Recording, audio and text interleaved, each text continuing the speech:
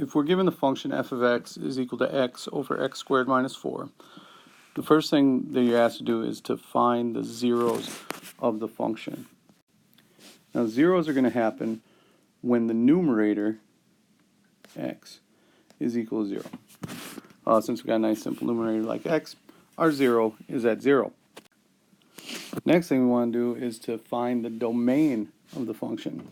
And what we worry about with a rational function is when the denominator, x squared minus 4, is equal to 0. Because in a rational function, the denominator cannot equal 0. So we do a little bit of algebra here. X squared cannot equal 4. So that means x cannot equal plus or minus 2. That's our domain. That means that our two vertical asymptotes are going to be the vertical lines x equals 2 and x equals negative 2.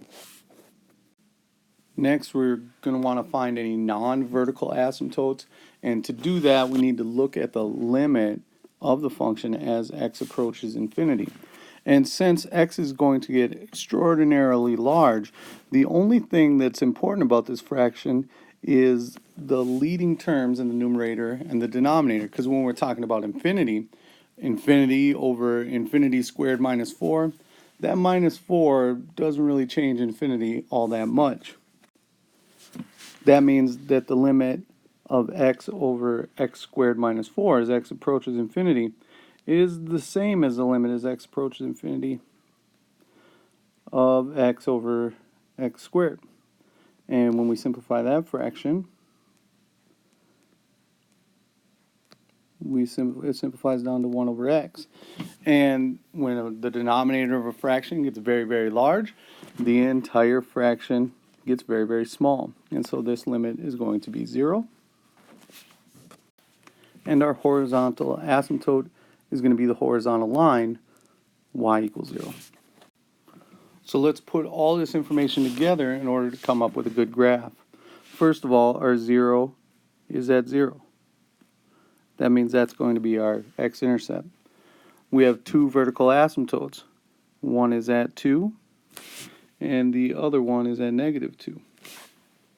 So I'm going to grab my ruler and draw those asymptotes in.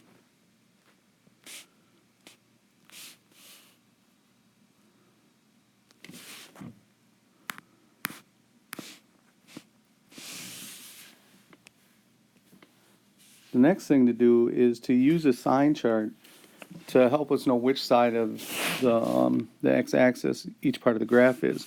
So when I go back to thinking about f of x is x over x squared minus 4, so I factor it into x plus 2 and x minus 2. Then I come up with a sign chart for it. So if I pick something extraordinarily negative, like negative a billion, I'll have a negative over negative times negative, making the entire function negative on that interval. If I pick a number between negative 2 and 0, like negative 1 is negative. Negative 1 plus 2 now becomes positive, but negative 1 minus 2 is still negative. So the entire fraction is positive. Picking a number between 0 and 2, like positive 1, x becomes positive. 1 plus 2 is positive, and 1 minus 2 is negative. So the entire fraction is negative. And then finally, when I pick something extraordinarily large, like a billion is positive, a billion plus 2 is positive, and a billion minus 2 is positive. So the entire fraction becomes positive. Now I have enough to come up with a good sketch of the graph. I know that there's a horizontal asymptote at y equals 0, so that's the x-axis. And on this first interval, we have to stay below the x-axis over the entire interval, so get close to our two asymptotes we have, the horizontal and vertical ones. Between negative 2 and 0, we have to be positive, so above the x-axis. As we get close to negative 2, that means we're going to get close to that asymptote, but as we get close to 0, that's going to turn into 0.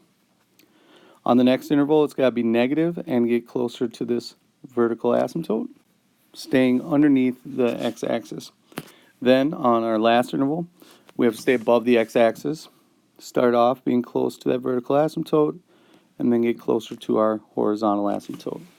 And there's a very good graph of f of x.